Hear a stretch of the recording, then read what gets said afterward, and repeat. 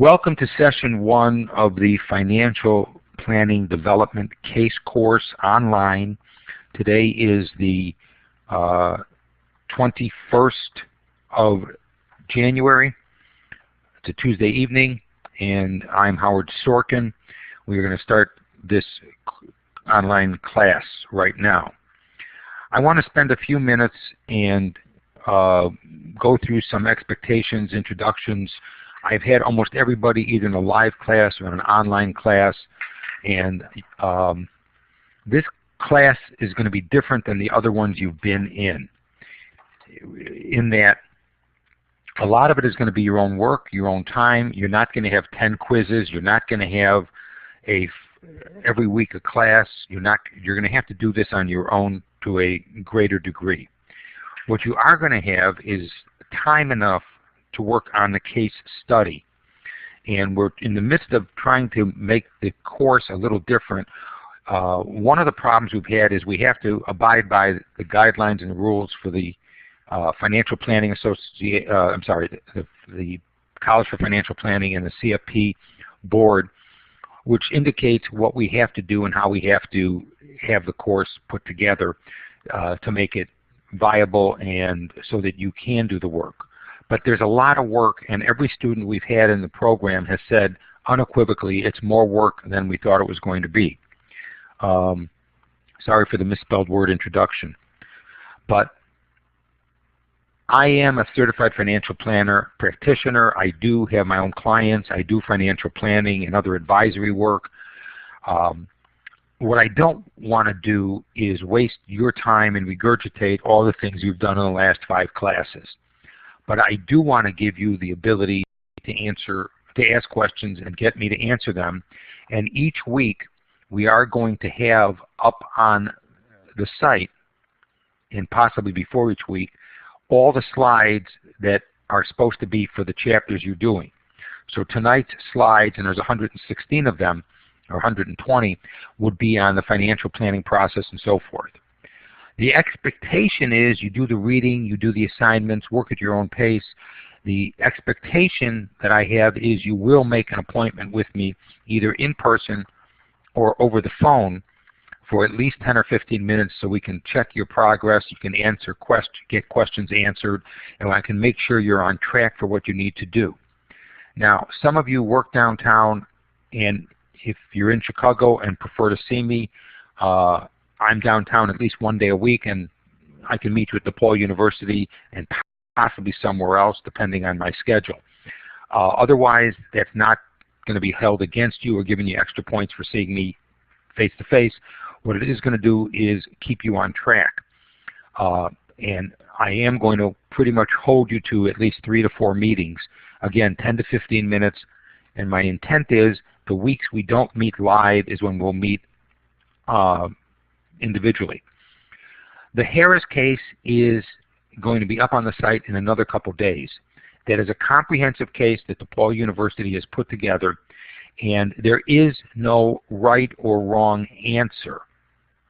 So you might come up with some ideas that you think work based upon your background and your knowledge, and that's fine as long as you can defend your answer and or the reason you're making the recommendations. That's the key. If you remember the email I sent to everybody recently, it said you're supposed to do your own work. Why am I saying that? Well, it may sound logical that since you're in a case development course, you're supposed to do the case. But I actually had some students that thought it was a group assignment. It's not a group assignment. It's not an assignment that you're supposed to be using professional software on. It's an assignment where you're supposed to develop your own case, use Excel, Word, have some graphs and charts, and there are some sample cases. I am not saying to anybody that you have to have 75 pages of graphs, charts, and 5 color items. I am saying that you have to have some, and you have to be able to prove what your recommendations are, both in writing and then when you present the case. Some of the people in the Chicago area have preferred to make their presentation face-to-face, and again, I'm not marking people up or down if you want to do that, or over the internet when we get there. That's your choice. I will tell you that I want it to be a learning session. I'll also tell you that if you do the BETO case and the assignments, even though we're not asking for all of the assignments to be completed, that is a good format on how to get the case done and what needs to be included. You do need to have in the case that you present a statement of financial position, a cash flow statement, and other financial statements that you believe should be part of your presentation if you are making a presentation to a client.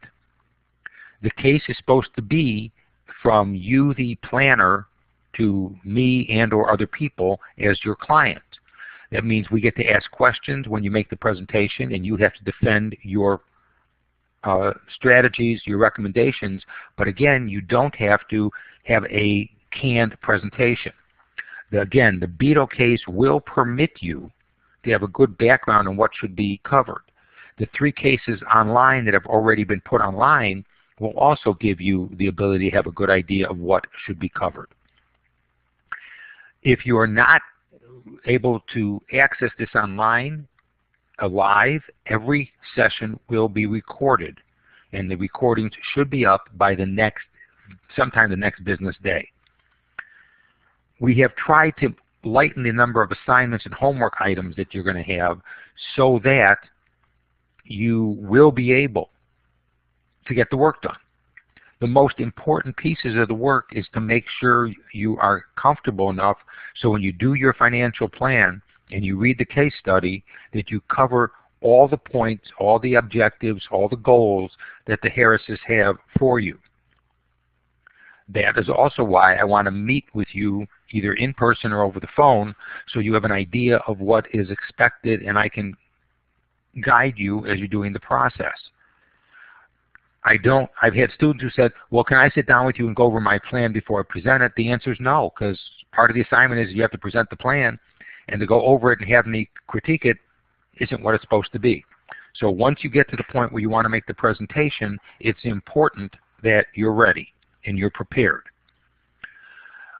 Please assume that we are going to meet live every other week. Number one, before I was just so you know, I'm going to be out of town on business at an educational conference next week. I'll actually be traveling on Tuesday. So we're not meeting next week, but we will be meeting that first Tuesday in February, Tuesday, February 4th. And again, we're going to be doing that so that you have the ability to be held accountable to getting this program done. So if there's a homework assignment that isn't done on time, some of them are going to be discussed, the rest can be put into the Dropbox. You're going to have to go, for those of you that have never taken the online course, you're going to have to make yourself knowledgeable about how to use the online course. I will email in advance to remind everybody when we're meeting. I want everyone to please email me suggested days and times that we can schedule the meeting, which again, either over the phone or when I can be downtown.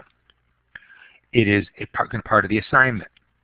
You are going to get emails telling you to go to the discussion board and answer some questions. And please pay attention to what you're supposed to answer. If the question says, assume you are the client, answer it as though you're a client. Assume you're the planner, answer as though you're the planner. And part of the reason for doing this is so that you can have discussions with your colleagues in class. It's important that you can interact with them.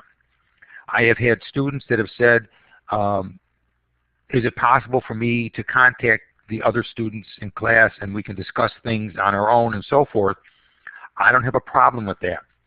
If you want me to give your email or phone number to somebody else, in that same email, when you are identifying what days and times will work for you, put down, please share my information. And then what I'll do is I will sort of try to put everybody in touch with each other so that, again, if you want to be able to run ideas by each other, just like you're in a live classroom, that's something you might find helpful. If tonight you don't have a microphone and you can't connect with me and ask questions, use the chat box. The reason I keep looking down as opposed to up is I'm looking to see if anybody's asking questions. I want this to be as user-friendly and as profitable use of your time as I possibly can. We will not necessarily be maintaining the schedule of 5:30 to 8 or 8:30 each week because, again, you are going to spend a lot of time doing the Harris case, and if you do the assignments properly, which will lead you to a good understanding of what needs to be part of the financial plan, you will be able to do it. Please do not submit a financial plan that is off of somebody's software that you have borrowed or something from your office, because I can tell if it's been done by software and I'm not supposed to accept it. It's supposed to be your plan. There is no such thing as an approved Certified Financial Planning Board software package or a College for Financial Planning approved software package. There are several vendors out there that sell software, and in addition, there are people that develop their own. This course assumes you're going to develop your own. We are going to post a sample letter of engagement so you have an idea of what should be included. You should be able to go online and look at what should be included in an ADV, because you may need to do that. I am not asking anybody to spend hours typing your own ADV, because if you're with a broker-dealer, a bank, a financial firm, they've already had it approved and they've spent thousands and thousands of dollars having legal people get it approved and getting it everything else. So for you to waste your time just to do it for an assignment, I don't think that's profitable use of your time, but you do have to understand what it is. You do have to know how to use the different marks and the different items that we've taught about in session 1. You will be responsible for having some calculations in your plan on either retirement planning income or college funding or both. In a real plan, you're not going to be putting in the calculations, the keystrokes and all that, but I need to make sure you know how to do the work. So for this plan, you will be doing it. In a plan to a client, you probably are not going to have a plan and a PowerPoint. You don't need to give me a plan and a PowerPoint. And if you're giving me a PowerPoint, please make sure that it has all the aspects of the plan, because that's what you're going to be graded on. I just turned back an assignment this last semester by someone who sent in 22 pages of a PowerPoint. Well, most of the 22 pages were regurgitating things that we did in class, and very few was the information as part of the assignment, and I said, I can't accept this. I'm not saying the plan has to be 75 pages, but you're going to need 30, 35, or 40 pages between disclaimers and explaining everything in order to do the plan properly. Again, please look at the sample plans. You don't have to come in with a sample plan that's 150 pages, but you do have to give us a plan that answers the different areas of financial planning on a comprehensive plan you've been asked for, and not only focusing on asset allocation or estate planning or whatever. The Harris case is in the process of just being revised so that it's more current and will take into consideration certain things going on.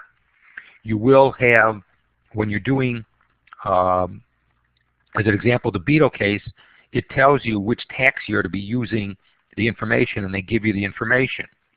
On the Harris case, it says right now, assume this is January 5th, 2014, so you know how current it is in terms of tax law and so forth. I am going to have put up under additional content some tax information so that you'll be able to use it. And again, there will be additional content for your use. That's where you'll be able to find other items. If you have questions or something that doesn't make sense, send me an email or leave me a voicemail. But I have to manage expectations. I do have clients. I do have a busy schedule. I try to answer everything within 24 hours during the week, and I do my best on weekends and holidays. If I'm traveling, as I will next week, it may take me a little bit longer, but you've already been told I'm going to be traveling. But please don't make your crisis of timing or lack of planning my problem. So, you know, I want you to be aware of the fact I do my best, but I am not a full-time faculty member sitting in front of a computer all day waiting to hear from students. The assignment itself is to be completed with enough time so we can get everything through the university and get you approved and notify the College for Financial Planning that you've completed all the coursework so you can sit for the exam.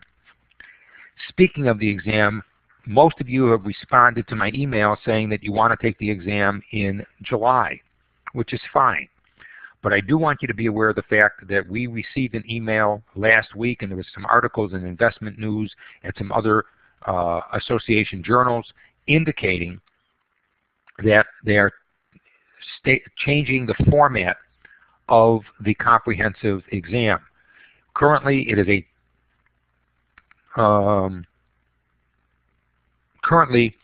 is a 10-hour, about 360 questions, I think it is, exam, where it's 4 hours on Friday afternoon, 3 hours Saturday morning, a break for lunch, and then another 3 hours Saturday afternoon. It is going to be going to a 6-hour exam to be done within a 5-day period at one of those testing centers like you might be used to for a Series 7 or an insurance exam. And that is going to be a major change. Again, it's going to be a major change because they're going from 10 hours to 6 hours, but they're going to maintain the same rigor of the exam, and they say they're going to have the same percentage of questions in all of the areas. I don't know. That first exam online is going to be next November. I cannot give you any more information if July or November will be better for you to take, but I'm trying to keep you up to date. You can go to the CFP board, or you can go to different, Google CFP Comprehensive Exam, and you're going to probably see some articles of where the changes are.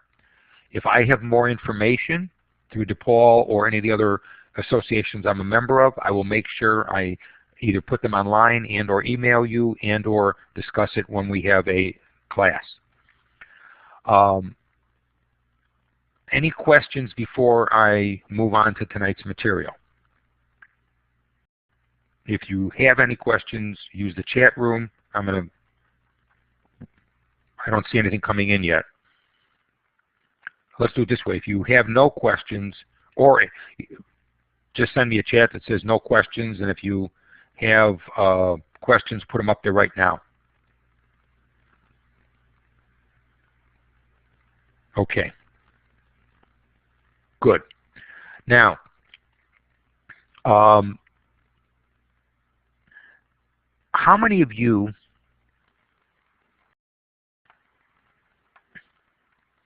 have done or work for a firm where you have done a financial plan? Anybody?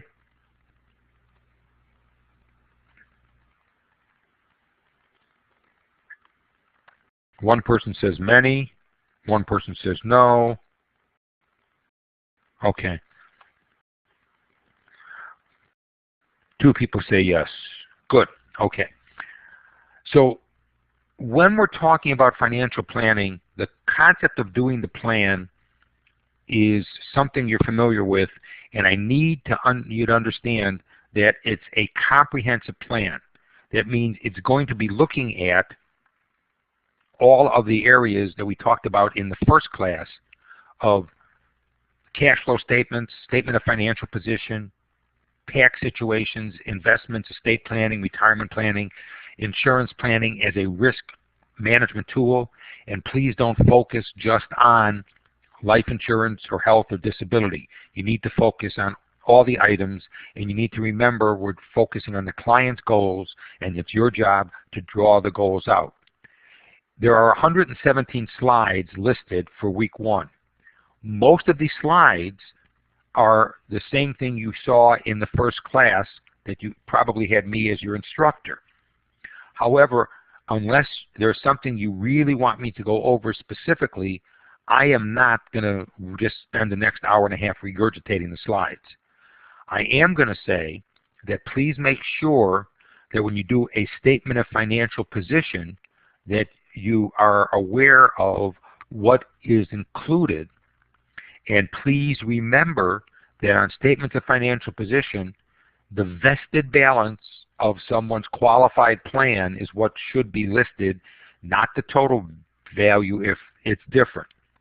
Please remember that the most important part of the financial planning process, according to the textbooks you went through, would have been the data gathering, or the second stage. After the second stage, then you can do the analyzation, and that's where we're going to put in the cash flow statement, and we are going to put in the other factors. Please remember, as a financial planner, you can have inflation assumptions for different factors, i.e., college education and college funding. We're probably going to be using a 6 or 7% factor, where the government currently says that the inflation rate may be at 1.5 or 2%. Be aware of the fact that in your plan and in your assumptions, you have to use different numbers if they're needed.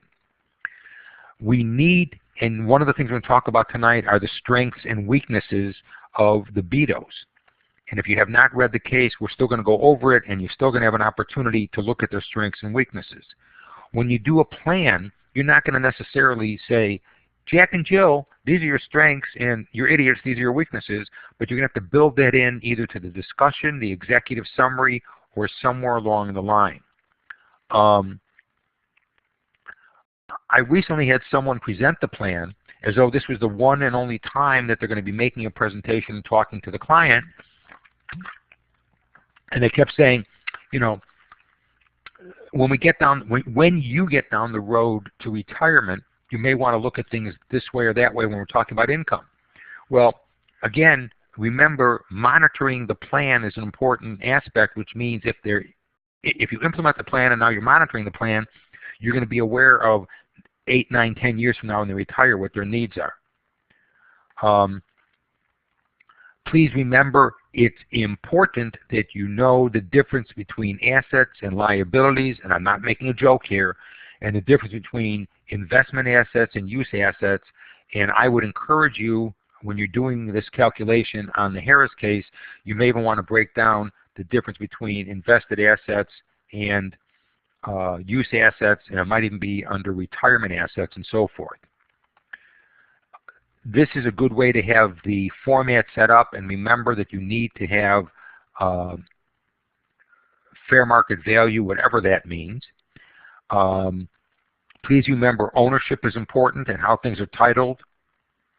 Please remember that for the plan, especially for the exam, you have to be focusing and discussing something called an emergency fund.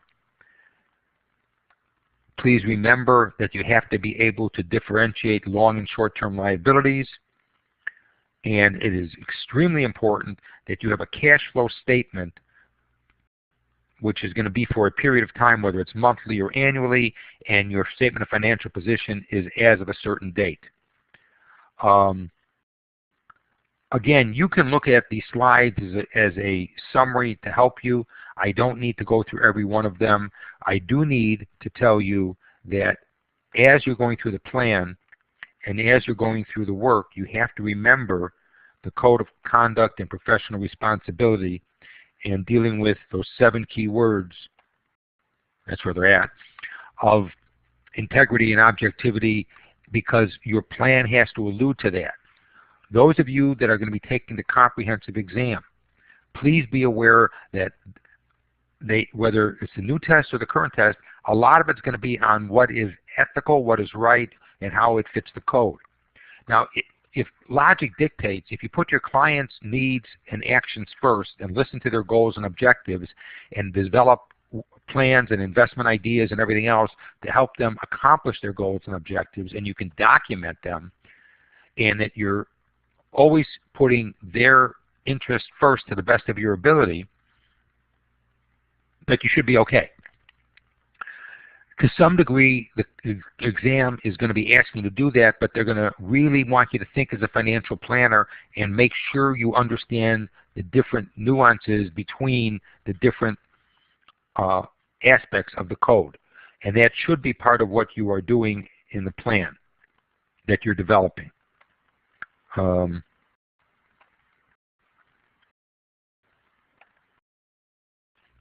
the outcome of this course is that you prepare, present, and defend your comprehensive financial plan. You're going to present it to a panel of instructors and/or practitioners. Again, computer-generated cases are not going to be acceptable. The presentation will be by appointment, and if you look at the case, it says 20 minutes. In all honesty, I want this to be a learning experience for you. I don't think I have... Brad, do you have your hand up? I don't think I have had anybody with a plan that's been presented of where we spent less than an hour together, because I want to review it. We ask questions just as though you're making the plan, and I want it to be a learning experience and answer your questions. You don't have to be perfect, but I also want to caution you that in your disclaimers and in your stuff, you know, you're not a CPA unless you are. You're not an attorney unless you are. So if you're talking about estate planning or tax ideas, make sure that in your disclaimers and even in your presentation you're saying we should consult with your other advisors. Please remember that you will need to have some graphs and charts in the plan. It has to be your work. And that's why the mini cases, and there's 12 or 13 mini cases in the textbook, will help you. Each case is designed for a specific area of the planning. One is geared more toward insurance, one is geared more toward investments or estate planning. So again, I'm not going to ask you to do every one of these cases, but wherever you need some help, because some of you do investments all day long and you might need help doing the insurance part or doing the cash flow statements or whatever, use the case in the back. We are going to spend some time on one of the cases that has to do with about 8 or 9 different ethical situations, and I'll give you plenty of information in advance. The name of that, I think the name of that case is The Case of the Good Gone Bad. It's case number 13, and we are going to do that together in class toward the end of our time together.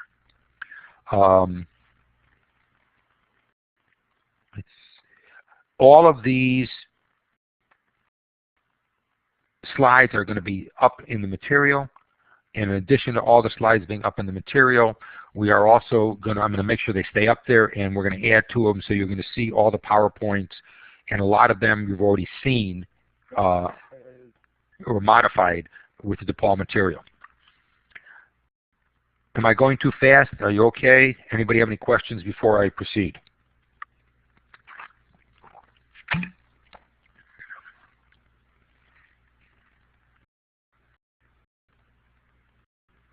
Okay, only 2 people have responded to that last one.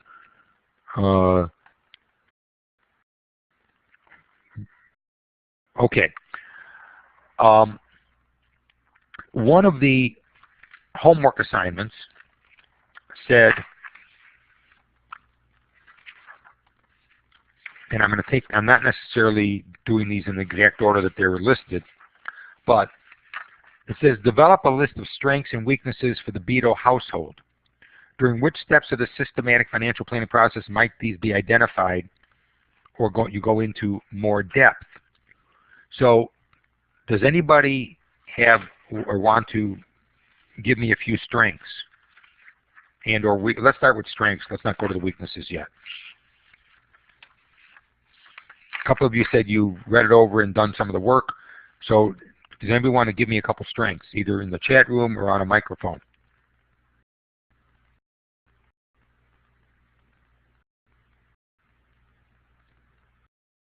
I don't see anybody typing. Don't be shy. Or aren't you ready for this?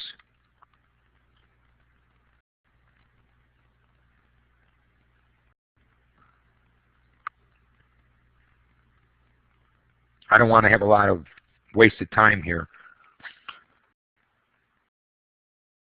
Okay, they started to save retirement. That's a good thing.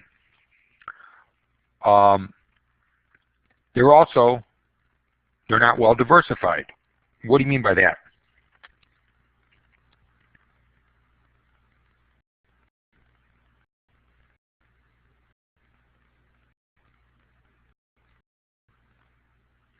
While you're typing, I'm going to say that it's another strength is the fact that they're both employed, and they have an above average income at $135,000.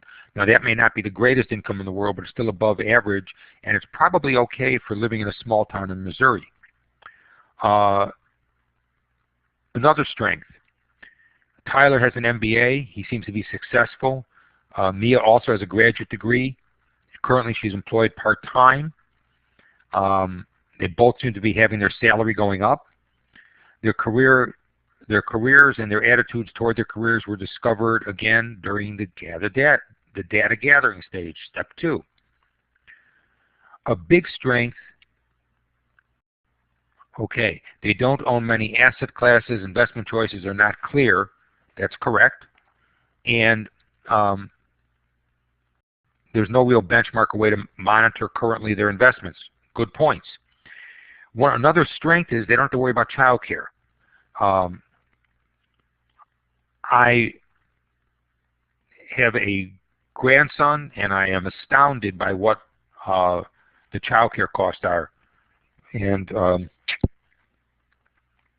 so that is a big strength. It says they do monitor and track their income and expenses. They have an idea of where their money's going. They're aware of their cash flow, but again, they don't monitor their investments or understand them enough. They have a home with a mortgage. Again, it's a higher interest rate. Is that good or bad? But remember, in the real world, it's only been the last 5 or 7, 10 years where interest rates were as low as they've been for mortgages. My first home mortgage was 8%, and that was a good deal. At one point, I remember people getting home mortgages at 16 and 18%. So 7.875 is not bad. One of the things you might be thinking about is, should they refinance, and what are the pluses and minuses of refinancing? And please remember that refinancing, where it always sounds good, you have to think of their long-term, how long they're going to be in the home, and what their long-term situation is. Are they saving money or starting from scratch? They do have an emergency fund, not necessarily in the right amount based upon what you might recommend, but they do have one. And the ratio is something that should be calculated not in the data gathering stage, but in the analysis stage.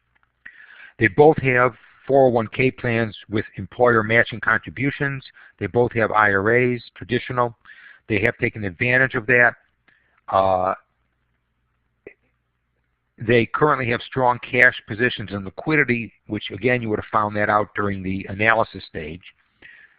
For their age, they seem to have a good net worth. One of the things you may want to also figure out when you're doing a financial plan is not just net worth, but what is your liquid net worth. The family has health insurance coverage. Again, this is pre the Affordable Care Act, so they're talking about a Section 125. Please make sure when you do a plan that you understand the different employee benefit sections of 125, medical reimbursement accounts, health savings accounts, and how people can save money for that. Also be aware, and I'm giving you a hint, pay attention to Section 79 when you're doing a plan to see if their other insurance and benefits through their employer may create some taxable events. Anybody else want to add any strengths that they can think of off the top of their heads?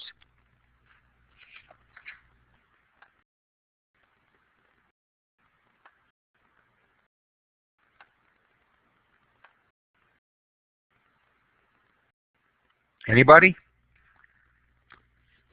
Okay. You will be getting an email before the next meeting, and please be more prepared. And I'm trying not to make you rewrite and regurgitate everything, but I need some input. And I realize this is the first class, so I'm not holding you to it. But I'm not going to hold you to doing every homework assignment, but certain things we are going to ask you to make sure you put into the Dropbox. Weaknesses. One weakness is they're saving $750 a month in some kind of mutual funds, but not necessarily benchmarked. They don't review them. They're not earmarked for anything. And that could be a strength or a weakness, but the problem is you need a little more information on this. They do have a negative almost $6,000 in discretionary cash flow, and you have to figure out how to get that solved. It's noted that they indicated any purpose for their assets, but they really haven't done much to start meeting their numbered 1 or 2 goal, depending on how you want to read it, which is funding 4 years of their daughter's education. The other question you have to ask is what's realistic at their salary for funding education, especially since they want to retire at some point. Do you know what their risk tolerance or risk aversion is, and are they the same? And what about the fact that Mia wants to retire and open an art gallery as a hobby and or as a business, and how is that going to work? Another weakness could be stated that you have not really been able to figure out what is living life with a relatively high level of satisfaction. What does that mean in terms of dollars and cents? You have to have goals and objectives that are quantifiable, and that may be a weakness until you can get it quantifiable. A weakness is they have not set up or earmarked anything really for Becky's education, even though that's a primary goal of theirs. Their IRAs don't have really great high returns based upon where things are in the marketplace, and what you'd figure that out in the analysis stage. They say they want to retire at 62. What's the downside of retiring at 62? What are the effects of Social Security? What's the effects of health insurance or Medicare? Is it available then? What will retiring at age 62 cost them or mean to them? Are they putting away enough money into their 401ks and or other savings in order to accomplish what we're talking about? Another one of the questions that you're asked to complete for tonight's assignment is asking what are their, in addition to their strengths and weaknesses, and what parts of the financial planning process would these be listed, is how about prioritizing their goals? 2 or 3 of you said you've done many plans. Somebody give me in the chat room, do Jack and Jill always have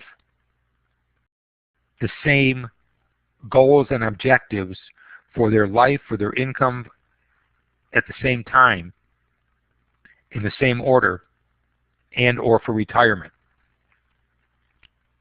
Somebody come into the chat room and let me know, please.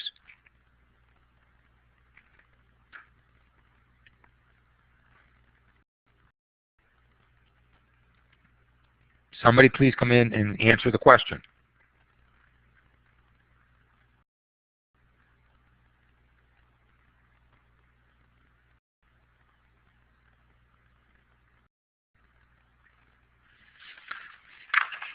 I don't see any answers coming in yet.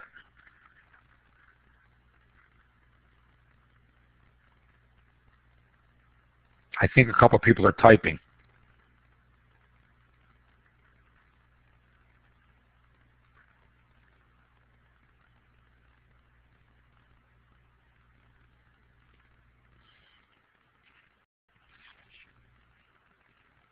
I still don't see anything yet, and I really don't want to tie up.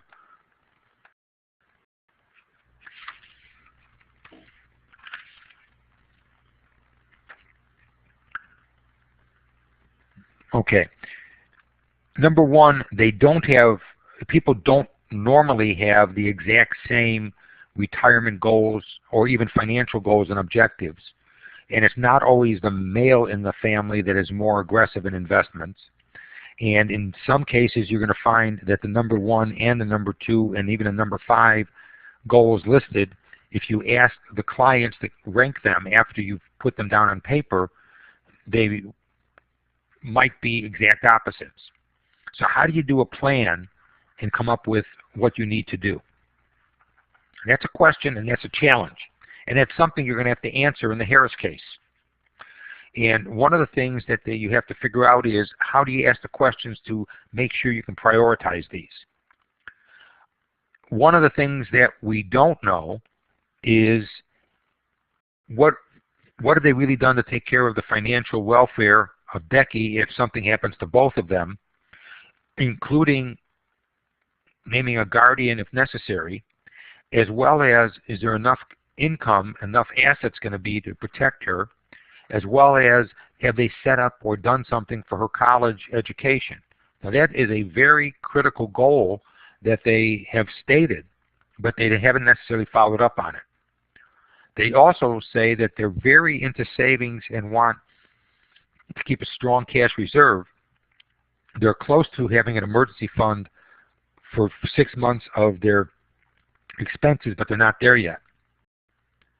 A short-term goal could be, and remember, as part of the financial planning process, you may want to think of your needs, your wants, and your wishes. Needs, wants, and wishes. What money do we have to have in order to accomplish our needs, our living expenses, food, clothing, keeping our child in school, paying off the college loan, paying our overhead for the home? What about our wants? Do we want a bigger home? Do we want a new car? Do we want to be able to take a vacation? Do we want to fund private school for Becky? These are wants. What are our wishes? That wish might be, I want to be able to retire at age 62. A wish might be, I want to make sure that I'm always financially independent. So be aware that it's okay in your plan to discuss with people the concept of needs, wants, and wishes. Tyler and Mia have a long-term financial goal, again, of providing 100% of her education, Becky's education, that's going to begin in 13 years. Is this a want, a need, a wish? And are they aware of what that means? They say that they're not planning on having any more children, but is that a guarantee that they won't have more children? What happens if they have another child? What about the fact, as a weakness, that they have, that you determine that they have, credit card debt, and the interest rates are pretty hefty, especially in today's society of where you're earning money? I would say a weakness would be the fact that they had to do-it-yourself estate plan using a kit online, and they may need to make some different choices. I would personally say a strength and a weakness is they have life insurance, but they may not have enough in order to accomplish their goals and objectives for caring for Becky. Now, in the previous couple semesters when we did this, everybody was asked to go and fill out this information, and probably it took an hour and a half of your time. So we just went through this. But there are other questions in the textbook that you may want to review because it's going to help you. By the way, when I said that they have a primary goal to live a life with relatively high financial satisfaction, I'm quoting that out of the textbook, just so you're aware of it. Part of the thing that was the impetus for them even coming to you, I would go and read the first paragraph of the Beto case on page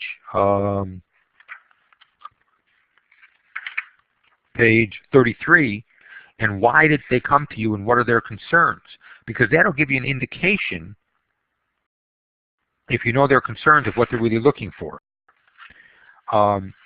You also have to be aware of the fact that sometimes you're going to get the information on their investments with less information than you have on pages 46 and 47. On 46 and 47, they've already put together a lot of stuff that you may have had to find yourself online. Again, I'm trying to go through this, but most of you said you've done financial plans before, so I just don't want to waste your time. As I said in my email, we're probably not going to be spending more than an hour to an hour and a half maximum doing this information on any one class. No one seems to be wanting to participate tonight. Maybe you didn't review the material carefully enough and you're embarrassed, but I promise you I won't bite if you come up with a point. Regarding the textbook, it is a book designed to give you an overview on what you need for the financial plan. What I would like you to do on the email to me, those of you that said you do financial planning, I'm just curious what software package you're usually using. I'm also going to tell you that I'm familiar with a lot of the main software packages that most firms have and what vendors, and I don't want to see, you know, basically cut and pasting, because I have been able to figure that out pretty quickly. But if you are familiar with it, then you know what has to be included, and you might be able to get this done. The other thing I want to tell you is, if you find that you won't be able to finish the case and get all the homework done, I will be somewhat flexible in giving extensions, but I'm not going to be flexible if you don't do the work, and I'm not going to be flexible just because you know, you say you can't get it done, but you haven't even tried, or you haven't even kept your appointments with me. You will be graded on the part of the participation is going to be the grading for your appointments, making sure that you do participate on the discussion board, you do the quizzes that are requested, and the final has to be done before I can close everything out. I've been talking almost nonstop now for 50 minutes. I'm going to stop again and ask if there's any questions.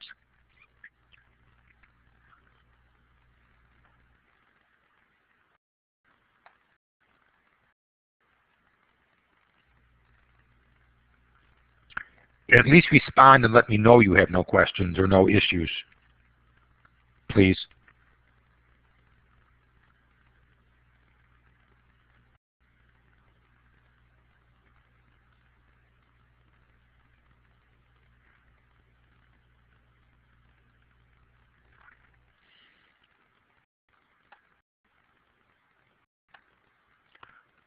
Okay, I don't know who's still here.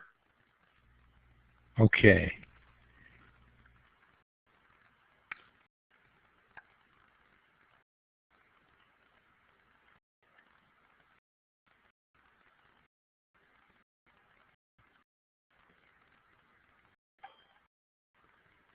Okay, Zach's here.